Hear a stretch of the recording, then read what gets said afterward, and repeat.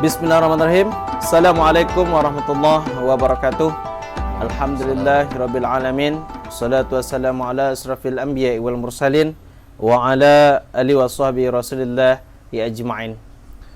Bersyukur kepada Allah Subhanahu wa taala, berselawat kepada nabina Muhammad sallallahu alaihi wasallam dengan ucapan Allahumma shalli ala sayyidina Muhammad wa ala ali sayyidina Muhammad. Sahabat dan kumpai dimanapun Anda berada, alhamdulillah pada kesempatan kali ini masih bersama dengan kami pada program Daun Kumpai Dakwah Tanpa Batas. Tentunya bersama saya Yose Maulana, yang alhamdulillah pada sore kali ini jelang berbuka puasa ini kita sudah kedatangan seorang tamu yang sangat agung bagi kita, yaitu kita kedatangan Al-Ustaz Bobby Farizal Lubis yang alhamdulillah sudah menyempatkan untuk hadir bersama dengan kita pada sore kali ini. Namun sebelum kita mendengarkan pesan-pesan tausiah yang akan disampaikan oleh beliau, tentunya kita sapa dulu Al-Ustadz yang sudah hadir bersama kita. Assalamualaikum Ustadz.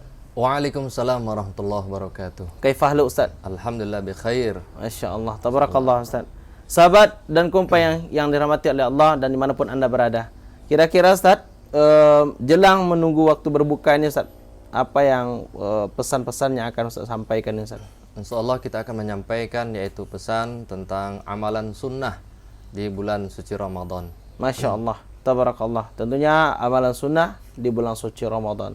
Sahabat dan kumpai dimanapun Anda berada, mari sama-sama kita dengar dan kita simakkan pesan-pesan tausiah yang disampaikan oleh Al-Mukarram Al-Ustadz Bobby Farizal Lubis. Pada Ustadz, tafadhol. Bismillahirrahmanirrahim. Assalamualaikum warahmatullahi wabarakatuh. Waalaikumsalam warahmatullahi wabarakatuh. Bismillah walhamdulillah wassalatu wassalamu ala rasulillah wa ala alihi wa sahbihi wa mawalah. La hawla wa la quwata illa billah. Saudaraku, sahabat Daun Kumpai dimanapun berada, mudah-mudahan semuanya dalam keadaan sehat dan mendapatkan ridha Allah subhanahu wa ta'ala. Amin ya rabbal alamin. Tema kita, pesan-pesan yang kita sampaikan menjelang berbuka ini adalah amalan-amalan sunnah yang harus kita kerjakan di bulan yang penuh suci ini, di bulan yang penuh berkah ini, yaitu yang pertama adalah tentang sholat. Sholat ini sangat penting karena amalan yang pertama dihisab oleh Allah Subhanahu wa taala itu adalah sholat.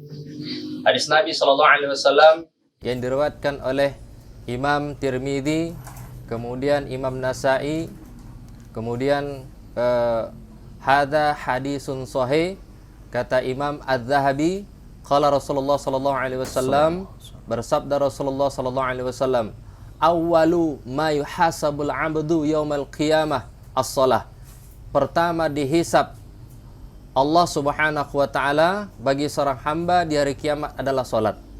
Wa in kana saluha, apabila salatnya baik, saluha sairul amalihi, maka baiklah seluruh amalnya. Wa in kana fasadat, fasada sairul amali, kalau rusak salatnya maka rusaklah seluruh amalnya. Maka salat ini sangatlah penting, ya. Karena kenapa? Terkadang kita salat, ada sebahagian kita itu yang tidak khusyuk salatnya, atau dia lupa berapa rakaat dia salat karena pengaruh oleh kehidupan dunia ini. Maka bagaimana solusinya kita menyempurnakan salat? Karena salat ini wajib, ya. Zuhur, subuh, asar, isya.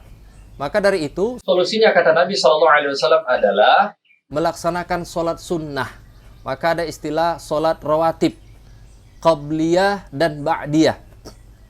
Dalam hadis lain dikatakan, man shalla itsna asyara raka'atin, barang siapa yang salat 12 rakaat salat sunnah, banallahu baitan fil jannah, maka Allah akan bangunkan rumah baginya dalam surga. Yang pertama salat sunnah itu adalah qabliyah subuh. Qabliyah subuh ini sangat penting. Maka ketika kita bangun subuh, ya, kemudian datang ke masjid, usahakan sebelum azan. Kemudian itu kita tahiyatul masjid, kemudian azan, setelah itu kita sholat qabliyah. Karena Nabi SAW mengatakan, man sholla rak'ataini, sholatul fajri, barang siapa yang sholat 2 rakaat sholat fajar, khairum minad dunya wa ma fiha, maka lebih baik baginya dunia dan isi-isinya. Sangat luar biasa 2 rakaat sebelum subuh. Kemudian 4 rakaat sebelum zuhur. Ini disebut dengan rawatib. 4 rakaat sebelum zuhur qabliyah. Kemudian 2 rakaat sesudah zuhur. Berarti jumlahnya 2, 4, 2, 8. Kemudian 2 rakaat setelah maghrib, ya, ba'diyah. Kemudian 2 rakaat sesudah isya, ba'diyah. Jumlahnya adalah 12. Inilah disebut dengan solat rawatib, ya. Apabila kita laksanakan ini, maka Allah akan beri balasannya adalah rumah yang Allah bikinkan baginya di dalam surga. Kemudian adapun solat yang dikatakan sebelum qomat isya, qobliyah isya atau qobliyah asar, memang tidak tercantum rawatib, tapi itu adalah sholat sunnah mutlak, boleh. Karena dalam hadis lain dikatakan as-salatu sunnah baina azan wal iqamah. Ya, sholat sunnah di antara azan dan iqamah, boleh. 2 rakaat, ya, sebelum sholat isya, qobliyah. Begitu juga sholat asar, qobliyah 2 rakaat sebelum sholat asar. Ini salah satu keutamaan sholat-sholat sunnah itu menutupi daripada kekurangan sholat kita yang wajib tadi. Karena Allah juga berfirman, fawailul lil musallin, celakalah orang yang sholat. Loh, kenapa orang yang sholat itu celaka? Padahal dia sudah sholat.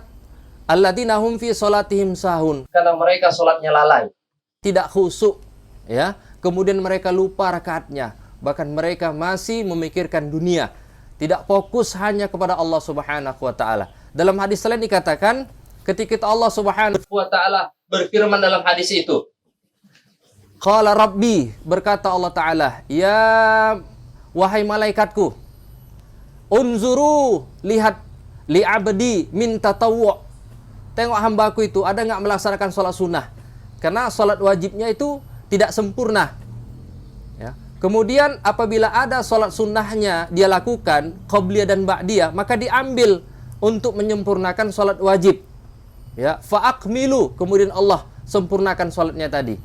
Nah, sahabat kumpai yang dirahmati Allah dimanapun berada, inilah pentingnya kita mengerjakan amalan-amalan sholat sunnah di bulan suci Ramadan ini untuk menutupi daripada kesalahan atau tidak sempurnanya sholat-sholat wajib kita. Kemudian amalan yang lain banyak juga. Ketika kita sholat subuh, kemudian kita tidak pulang, duduk, ya.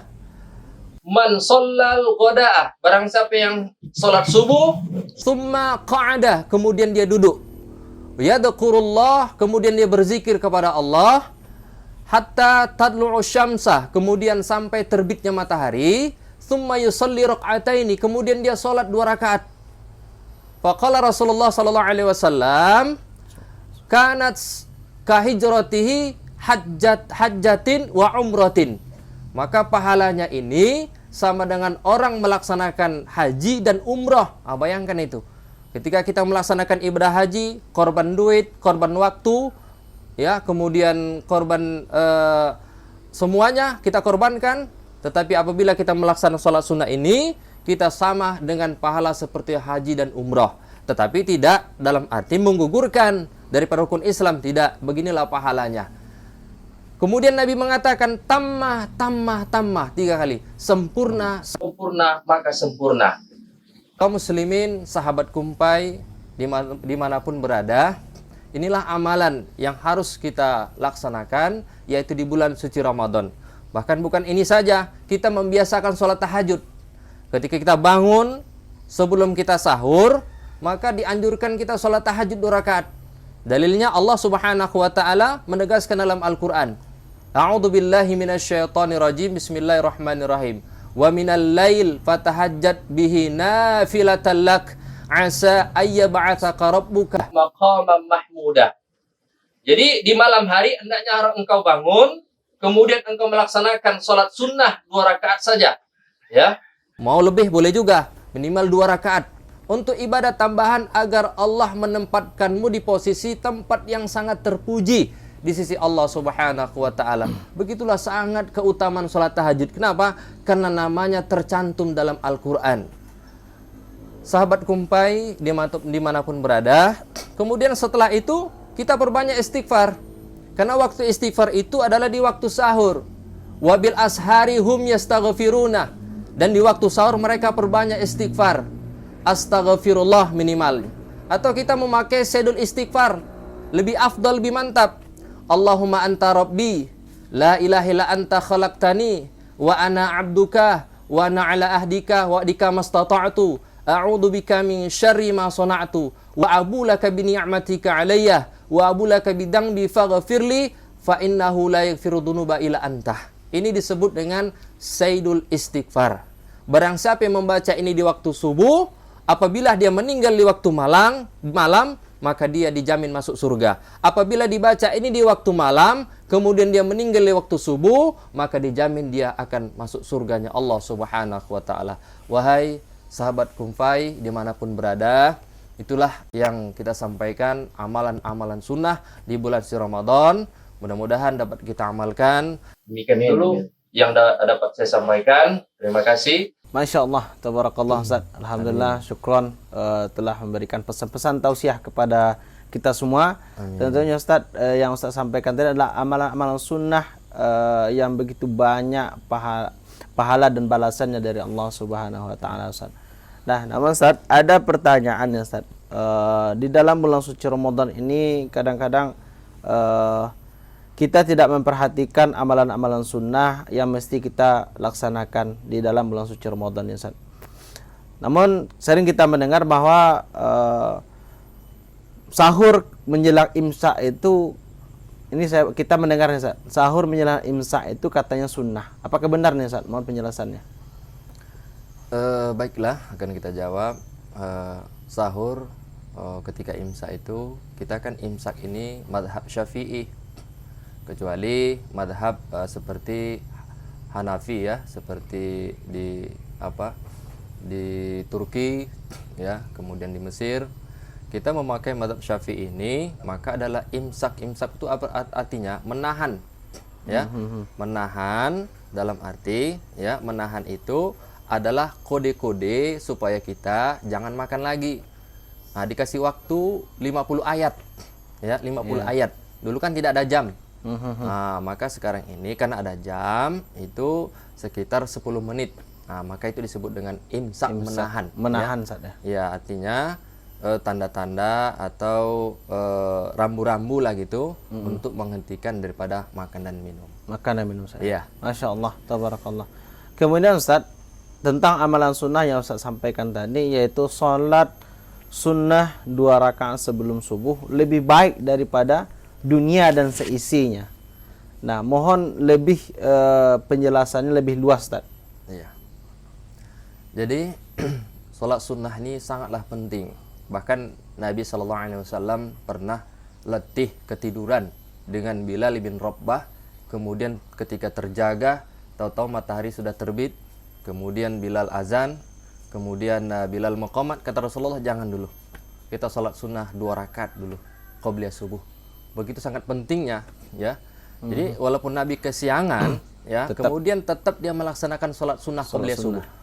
Bahkan menurut ulama, bila kita bangunnya sudah menjelang qomat, kemudian kita khawatir tidak mendapat berjamaah sholat, kemudian kita ikut jamaah dan kita niat ini ingin melaksanakan qobliyah subuh, boleh kita laksanakan tapi di rumah, supaya tidak ada fitnah nanti. Tahu-tahu nanti habis sholat subuh kan kita sholat, tidak ada. Supaya tidak menimbul fitnah, maka kita kerjakan di rumah, boleh ya. Setelah sholat subuh kemudian kita sholat sunnah qobliyah di rumah, boleh. Begitulah sangat pentingnya qobliyah subuh, jangan sampai kita tinggalkan. Karena pahalanya itu, bayangkan tidak ada orang kaya di zaman sekarang ini punya dunia dan isinya ya. Jadi kadar orang kaya menurut pandangan Allah, bukan manusia ya, yaitu orang yang menjaga 2 rakaat sebelum subuh. Masya Allah, tabarakallah. Satu lagi Ustaz, ngomong-ngomong tentang sholat sunnah nih Ustaz. Tentunya kita tahu bahwa witir, sholat sunnah witir penutup Ustaz. Namun ada di antara kita kadang ragu dengan pemahaman setelah sholat sunnah witir kita di masjid tidak lagi melaksanakan sholat sunnah tahajud di rumah menjelang waktu sahur Ustaz. Mohon penjelasannya Ustaz. Ya. Jadi menurut ulama, selesai kita sholat witir di masjid kita sholat tarawih berjamaah, kemudian ditutup dengan witir, kemudian kita melaksanakan sholat sunnah lainnya, boleh, cuman tidak ada witir kedua kali. Karena witir itu ganjil, tapi kalau kita melaksanakan witir berarti genap. Maka tidak ada witir lagi setelah kita witir berjamaah di masjid ketika kita sholat tarawih. Boleh kita sholat tahajud. Berarti boleh Ustaz ya, Boleh. sholat tahajud di rumah kita masing-masing. Sebelum sahur ya Ustaz? Boleh Ustaz, ya, sebelum sahur. Masya Allah, tabarakallah. Sahabat dan kumpai dimanapun Anda berada, alhamdulillah kita sudah mendengarkan jawaban dari Al-Mukarram tentang ibadah-ibadah sunnah di bulan suci Ramadan ini. Dan alhamdulillah kita juga sudah mendengarkan tausiah dari beliau, tentunya dengan ibadah sunnah ada yang pahala dan ganjarannya melebihi dari dunia dan seisinya. Tentunya mari kita jadikan ini amal ibadah kita, khususnya di dalam bulan suci Ramadan ini. Sahabat dan kumpai yang dirahmati oleh Allah dan dimanapun Anda berada, tentu pada kesempatan kali ini kita sudah hampir di penghujung acara kita pada program Daun Kumpai, yaitu dakwah tanpa batas, yang alhamdulillah menjelang berbuka puasa ini kita sudah sama-sama dengarkan tadi pesan-pesan tausiah yang sangat luar biasa yang sudah disampaikan oleh Al-Ustadz kita. Syukron Ustadz, terima kasih atas waktu yang sudah diberikan dan kesempatan yang sudah diberikan kepada kami.